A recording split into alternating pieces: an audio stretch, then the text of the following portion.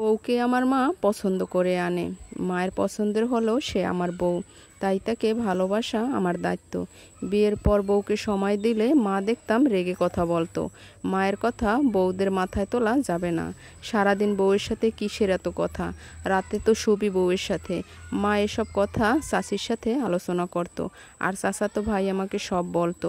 বুঝলাম মা বউকে সময় দেওয়া পছন্দ করছে না, তাই দিনে বউয়ের সাথে তেমন কথা বলতাম না। মা বলতো বউরা সবার সাথে একসাথে বসে খেলে সংসারের অমঙ্গল হয়, তাই আমি রিনাকে বউকে পরে খেতে বলতাম। তবে মাও কিন্তু বাবার বউ, কিন্তু মা ঠিকই বাবার সাথে বসে খায়।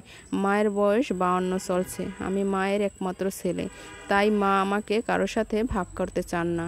আমিও মাকে ভীষণ ভালোবাসি। আমি প্রথমেই বিয়ে করতে চাইনি, মা জোর করে বিয়ে করায়।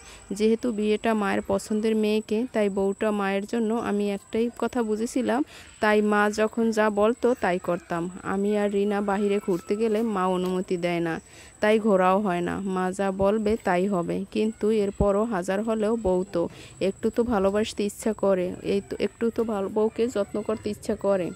তো বউয়ের একদিন ভীষণ দই খেতে ইচ্ছা করছিল, কিন্তু আমার মা বাবা এবং আমরা কেউই দই খাই না।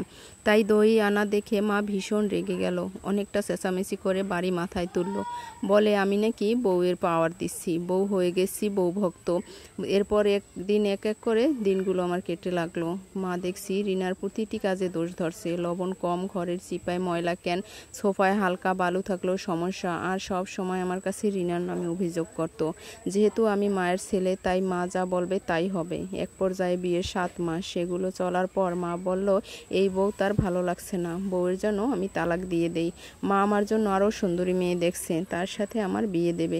রিনা দেখতে শ্যামলা ছিল, তাই কখনো তেমন ওর উপর আকর্ষণ অনুভব করিনি, তাই ওকে তেমন যত্ন বা ভালোবাসা দেইনি বা জন্মায়নি কখনো। যাই হোক, মায়ের কথায় রিনাকে তালাক দিলাম। হায়রে, তালাকের আগে রিনা অনেক কেঁদেছিল, পায়ে ধরেছিল, কারণ জানতে চেয়েছিল তালাকের, কিন্তু আমি নিজেই জানি না কেন তালাক দিচ্ছি। আমার বয়স 26+, রিনার 21। আমি শুধু জানি মায়ের পছন্দ না, রিনাকে বলছে রিনা খারাপ, তাই তালাক দিয়ে দিছি। এরপর 19 বছরের এক ফর্সা সুন্দর মেয়ের সাথে আমার মা আমাকে আবার বিয়ে দিল। আমিও করলাম, কিন্তু এই সুন্দরী বউ পেয়ে আমি পুরাই তার প্রেমে হাবুডুবু খেতে লাগলাম।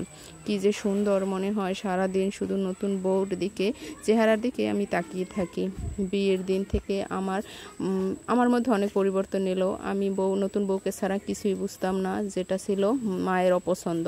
মা সেটা মোটেও পছন্দ করতো না। আমি বিয়ের পর দিন সবার সাথে আমার নতুন বউকে নিয়ে এক টেবিলে বসে খাবার খেতেছিলাম। মা রেগে কিন্তু আমাকে পাত্তাই দেয়নি আমি মাকে। এরপর বিয়ের 19 দিন পর আমি আমার নতুন বউকে নিয়ে কক্সবাজার হানিমুনে গেছি। মা অনুমতি দেয়নি, তারপর আমি জোর করে গেছি। আমি মাকে বলছি আমার বউ আমাকে ইচ্ছে করে তুমি বলার ঘুরতে নিয়ে যাব, তুমি বলার কে, যাব কি যাব না সেটা আমার বিষয়, তোমার অনুমতি কেনই বা নেব। মা বউকে মোটেও সহ্য করতে পারছিল না। আবারও রিনার মতো আমার নতুন বউয়ের নামে বিভিন্ন রকমের দোষ দিচ্ছিল, আর বলছিল যে নতুন বউকে আমার আবার তালাক দিতে হবে। কিন্তু এখন আমি নতুন বউকে বেশ ভালোবাসি, তাই ওকে আমি ছাড়তে পারবো না। এখন মা দিনের পর দিন এই নিয়ে অশান্তি করছে, বলে বউ নাকি আমার ভালো না, সংসারে অমঙ্গল হচ্ছে, সংসারে কোনো আয় বরকত হচ্ছে না। মা চায় আমি তাকে তালাক দিই। আমি মায়ের একমাত্র সন্তান, তাই আমি আমার মাকে হারাতে চাই না, আবার নতুন বউকে আমি হারাতে চাই না। মাকে বোঝালাম, মা বুঝলো না, তাই বাধ্য হয়ে আলাদা হলাম এবং ছোট একটা চাকরি শুরু করলাম। 8,000 টাকা বেতন। আলাদা সংসারের পরপরই হঠাৎ দেখি আমার নতুন বউ অসুস্থ। এভাবে 4 মাস কাটার পরে হুজুর দেখালাম, বলে ওকে কেউ বান মেরেছে। এরপর ওর বাবা মা ওকে নিয়ে যায়। 6 মাসের মাথায় আমার নতুন বউটিও মারা যায়। আমি জানি না আমার নতুন বউয়ের মৃত্যুর কারণ কি, তবে ডাক্তার বলছে কোনো কিছুই আমরা খুঁজে পাচ্ছি না। টেস্ট করালাম, রিপোর্টে তো বের হলো, কিন্তু তারা কোনো কুলু খুঁজে পেল না। ওকে কি সত্যিই কেউ বান মেরেছে? তবে ডাক্তার বলছিল ও সুস্থ, শরীরে কোনো অসুখ নেই, কিন্তু এই অসুখ কোথা থেকে এলো?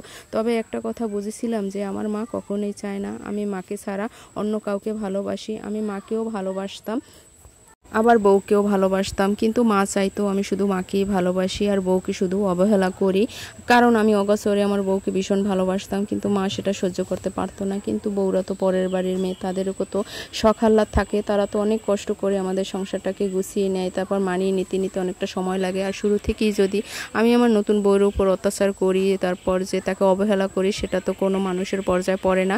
আমার প্রথম বউয়ের সাথে অন্যায় করার শাস্তি আমি পেতে হলো, এটা আমার জীবনের ঘটা।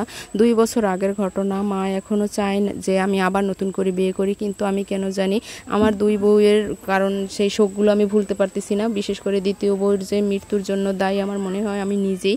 আমার মতো যে যেন কেউ ভুল না করেন, আমার মতো চায় না যে আমি আবার আমার বউকে ভালোবাসি। তাই আমি আর দ্বিতীয় বিয়েও আবার যে 3 নম্বর বিয়ে সেটাও আমি আর করতে চাই না। তাই আমি যতই বিয়ে করি আমার মা আমার ভাগ বউকে দিতেই পারবে না। তাই আমি চাই না যে আমার মতো যে অন্য কারো যে জীবনগুলো নষ্ট হয়ে যাক।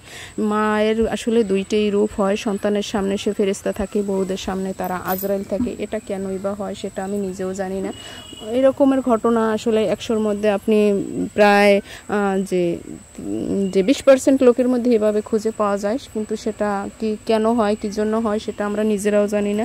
ছেলেদের মায়েরা অন্য রকমেরই ভালোবাসে, এটাই স্বাভাবিক, কিন্তু মায়েরা কেন যে মানে ছেলেদের বউকে সহ্য করতে পারে না তার আমি কোনো কুলু খুঁজে পেলাম না। এখনও আমার নিজের কাছে নিজে অনেকটা অপরাধী মনে হয় যে কেনই বা আমি আবার দ্বিতীয়বার বিয়ে করতে গেলাম। তাহলে তো যে আমি যদি দ্বিতীয় বিয়ে না করতাম তাহলে তো আমার এই সংসারটা নষ্ট হতো না, তারপর আমার এই দ্বিতীয় বউ মানে মারা যেত না। কেন যে এরকমের হলো আমি নিজেই জানি না। তাই জীবনে আর কোনোদিনও বিয়ে করব না, কারণ বিয়ে করলে আবার সেই বউকে ভালোবাসতে হবে, আবারও আমার সেই বউ হারিয়ে যাবে।